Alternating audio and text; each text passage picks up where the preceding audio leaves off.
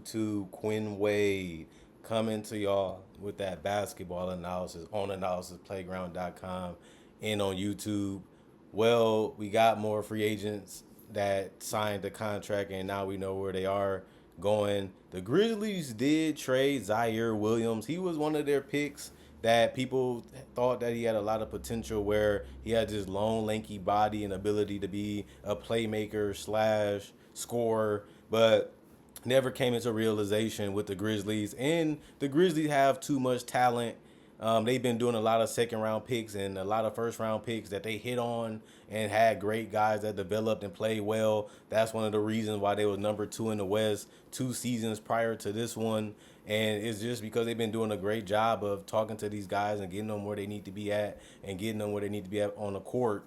And it really has been good. Like, if you drop in a guy like Zaire Williams, he's actually a quality NBA player for your bench, and he can be a difference maker, depending on the team and the opportunity. It's just they had way too much talent, and they had to find a way to, cut as much fat for guys that can come in and do a little bit more. And it just show you where the NBA at in general when it comes to talent. Like I said, I'm watching Summer League, and I'm saying like one or two, three guys on each team should be your 10th, 11th, and 12th man, and then you realize, you look at their roster, say, who can you really take off to take that spot? And this is something that's funny. Like, they trade a 20-30 second round pick to the Nets for another guy that even on cheaper salary. So it makes sense, you want to cut as much salary as you can. These guys not going to play that much anyway. The max these guys might get, like Mama D, Ike, he might just get 10 minutes max on this team. And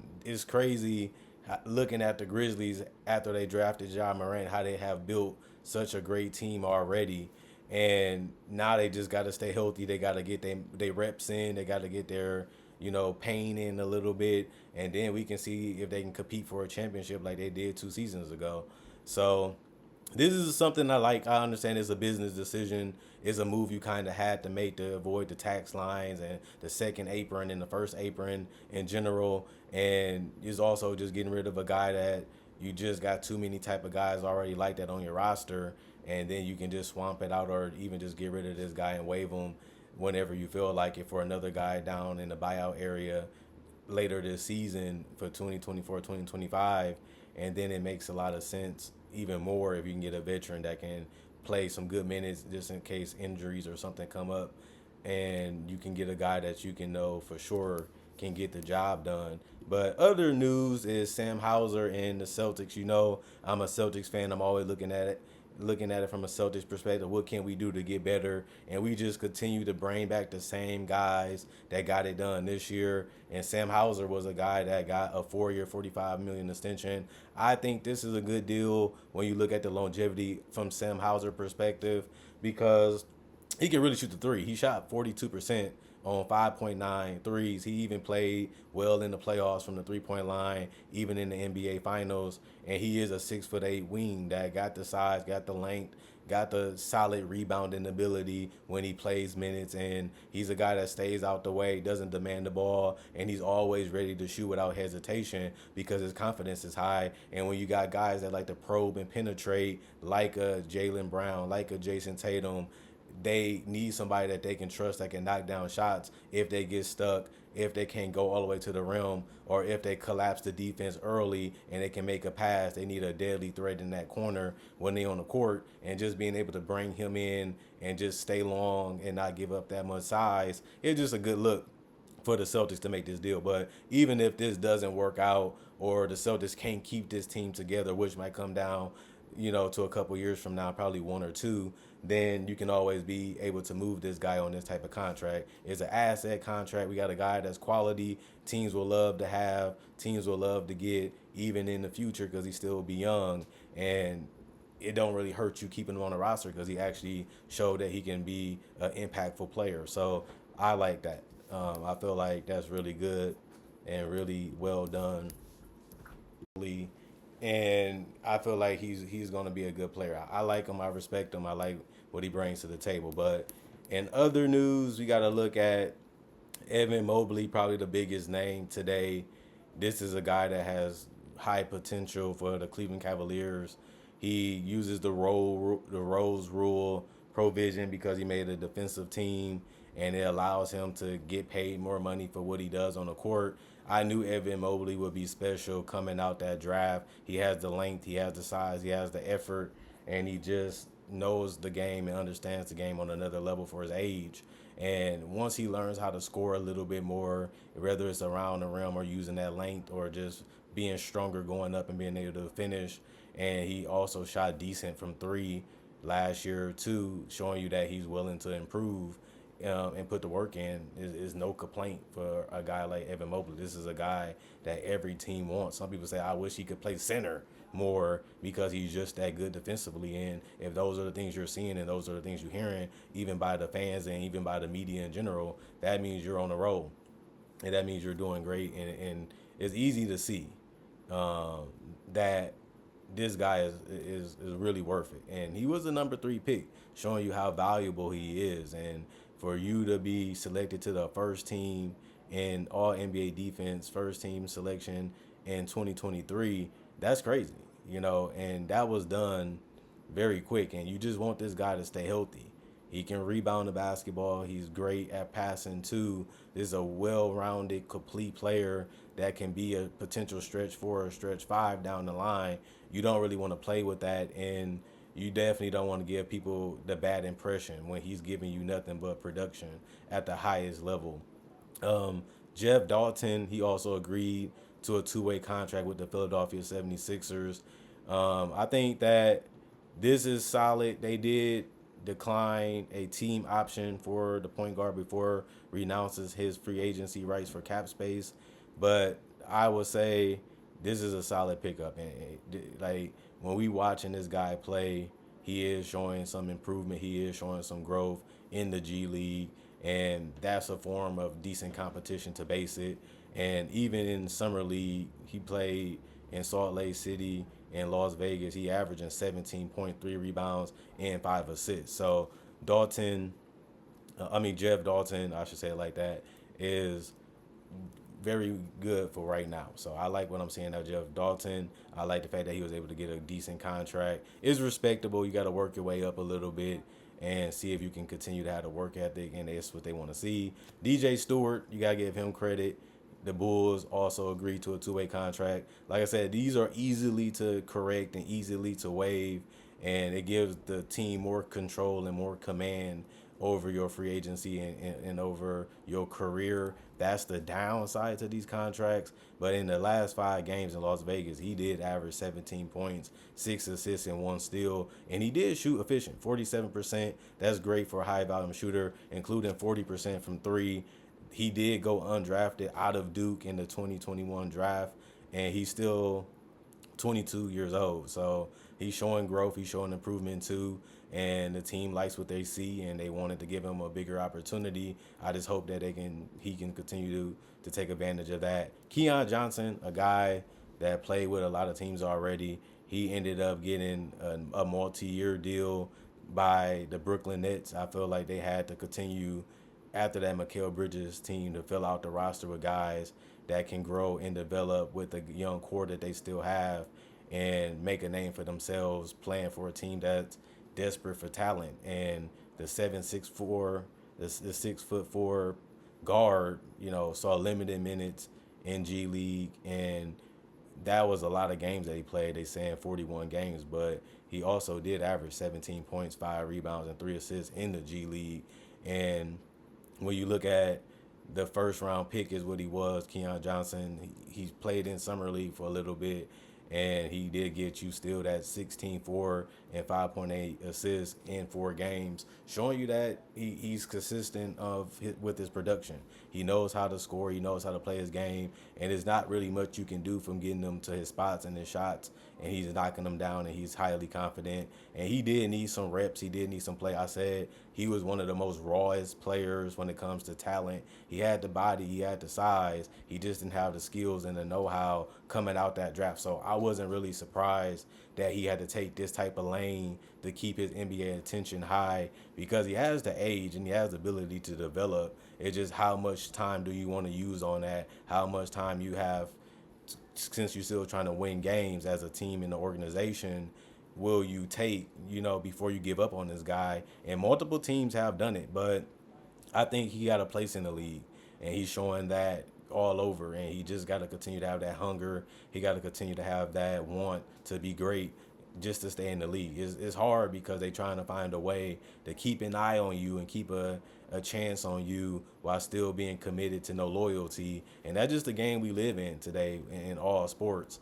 But it's just the truth. Like it's just crazy to see some of these guys continuing to go up and down and all over the place just to keep a spot or a chance to make it in the NBA, and there's nothing you can really do about that. But when it comes to NBA news, that's really it. Like I said, most of these guys not even 25 years old, and they still trying to figure out, what do I need to do better? What do I have to do to make this team? And what do I have to do to stay on the team and get a chance in the first place? And some people are reconstructing their game, rechanging their mentality, rechanging what they have to do successfully just to make it back to the league or just to get another opportunity.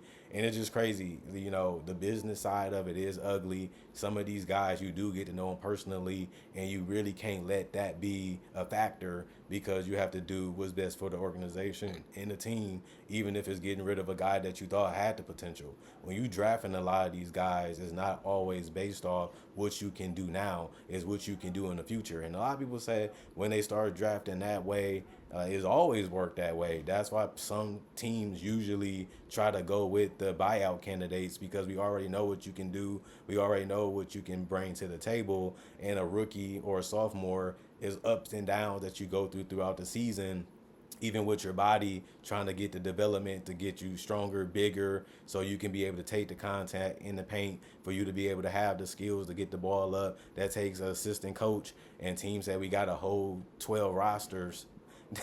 We got to focus on everybody. And if you that fruit that is hanging and ready to be picked, like the draft shows you, it's a beautiful time to see you reach that goal and know you close to that goal of making it and potentially playing in the NBA. And then you get a lot of these stories where I wasn't really done the right way, and it's just ugly sometimes.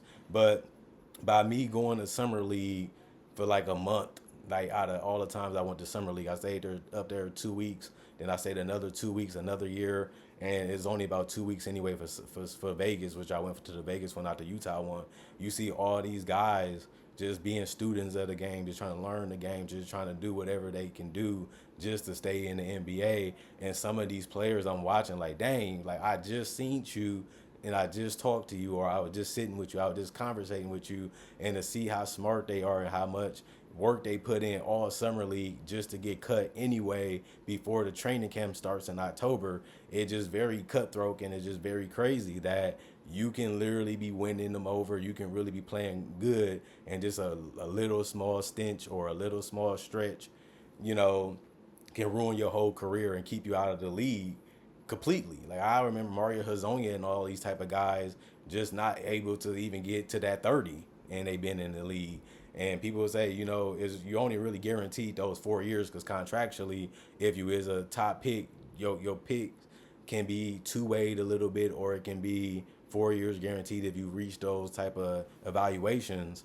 And after those 4 years, most teams gonna say, do we really want to take a gamble on a guy that hasn't proven? So you really do have to come in and give your best, because when I'm watching them at Summer League, some of these guys, like you see when I review these games, they're not really scoring well, they're not shooting the ball well, they're not passing, they're not really locked in the way they really need to take it. And once they see that, well, I didn't play well, what can I do next? Next thing you know, they're getting that page or that paper showing you, well, we got to kind of let you go because you didn't play well in summer league. And a lot of people be laughing and saying, well, if you going based off summer league, you can't really do that. This league, you actually can really do that, because like we seeing right now, a lot of these players not even getting no guarantee. They getting the two-way contracts or the exhibit 10s. So even if they got drafted, even if they had that moment to play in the NBA for 10 games, like I done seen some players that people thought, well, if he gets to the league, gonna be a monster. Didn't really work out that way. Couldn't really transition. Couldn't really play that well. Couldn't really get enough time to figure it out, because they was already saying, if you're going to play that way, or you're going to see if we can get somebody a little bit better than you, that's the best decision for the team. So we got to cut you. It's not nothing that's new, but more people are speaking out on these people don't have as many chances as you think they really have. I know it's a lot of people you will say, and I heard this from a lot of people that I talk to. If that guy is on the roster, I know I can make it to the NBA. Or if this guy plays like that, I know for sure I can do it. I hear that all the time as an analyst, and I be saying these guys is gone before 4 years. And 4 years go quicker than you think when you always working and you always on a schedule. So your day goes quicker because you always doing something productive and working out and building your strength in your body while still trying to be great on the court, while still trying to be better than the other competition so you can keep your spot.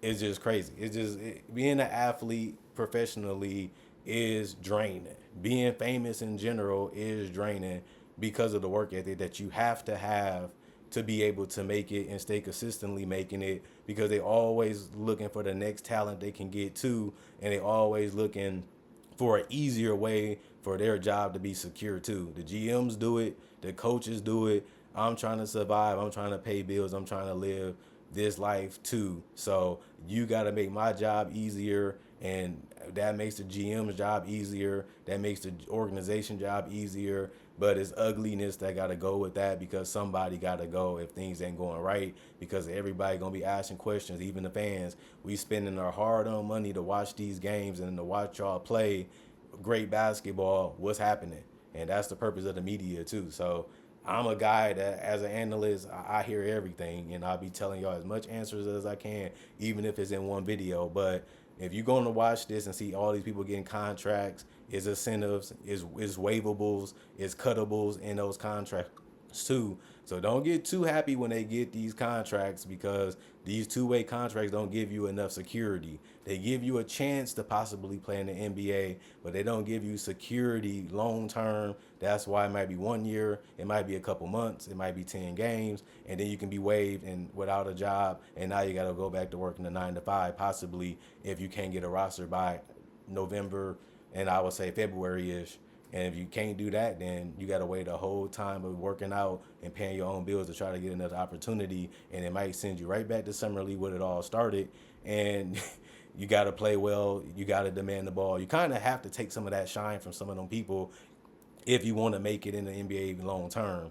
And it's not a secret. Like, we see it, we hear it, and more celebrities and more athletes are coming out showing you how these contracts are actually designed to be more secure for the organization than for the players. And it's just the God honest truth, just based off going to summer league, meeting these guys, talking to these guys, and just being in that environment where you're hooping and you're working out at the same time and you playing every day, just like the season. And it's just crazy sometimes. But that's just my final thoughts on some guys getting contracts, some guys getting picked up.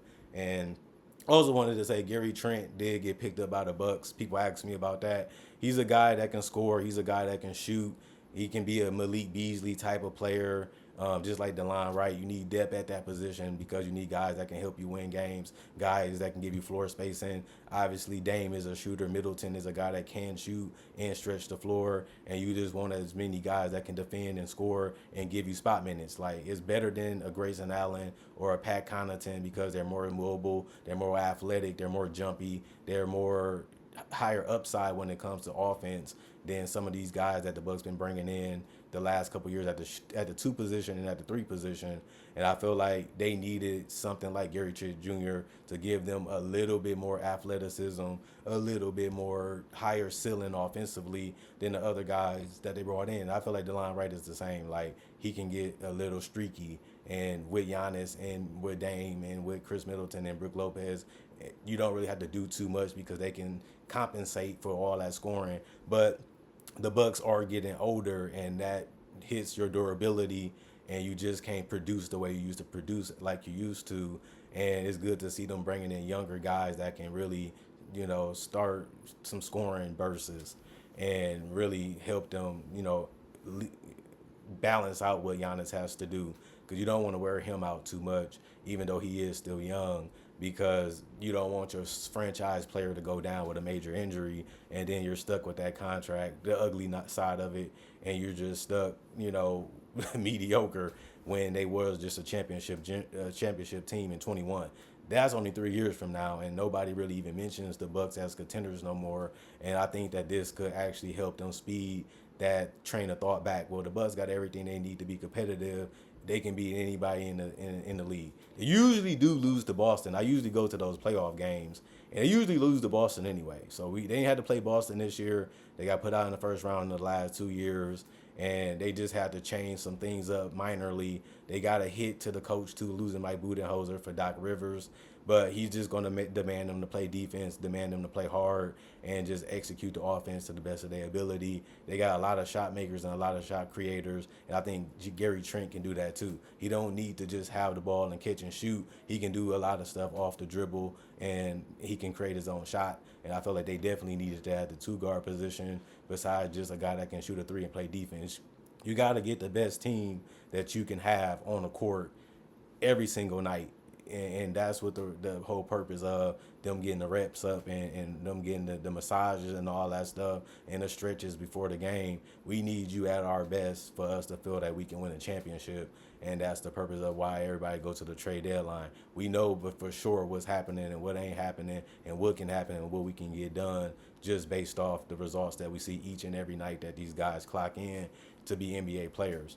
And this was the move that they actually needed to make based off what they could do with all the money they really don't have anymore because of the contracts of Dame and obviously Middleton and obviously Giannis. And this is really a good move to me based off what they thought that they can get in general when free agency started. They didn't make a lot of moves. They didn't make crazy moves, but this is a good enough move, and he ain't really getting paid that much. So, it's drying up for the point guards. It's drying up for the two guards. It's drying up for the small forwards, but it usually always go that way. Those all the players that have been getting traded this whole this whole offseason is always the guards. They always interchangeable, and they always get the most hype because they got that I can do it when I get to that size, and they always got fans that always feel that way.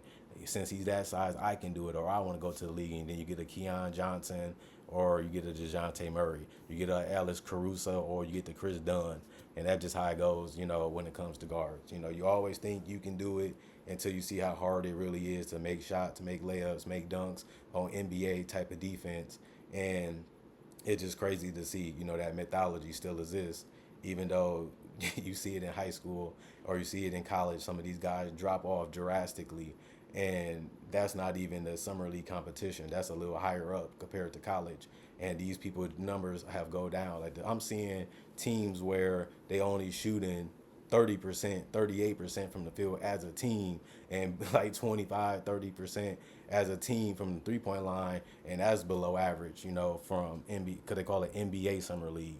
That's below average numbers for like really professionals. And if they're going to be professional, they're going to shoot like that as a team. That's crazy, but it's reality, and it shows you how hard the NBA really is, when it comes to scoring and it comes to playing basketball in general. Just getting them numbers. Certain players are always doing it, and certain players just can't do it, and you can see it in summer league and college, who you want. And that's what they said. We got to do 1 year out of high school to make sure we cover our own butt on making these decisions, because we don't want to pick the wrong guy. We don't want to draft the wrong guy. So we want as much scouting and as much information as we can on these people. But other than that, comment, like, subscribe, and share. Hit the notification bells. Just a mailbag today. So many questions about Summer League. So many questions about free agency. So many questions just in general when it comes to basketball on this channel. Just trying to answer as much as I can for the diehard fans on this channel. And I was able to do it in one video. It's a little long, but that's how many questions y'all want to ask. And I'm just trying to answer as much as I can. And hopefully I can see y'all tomorrow.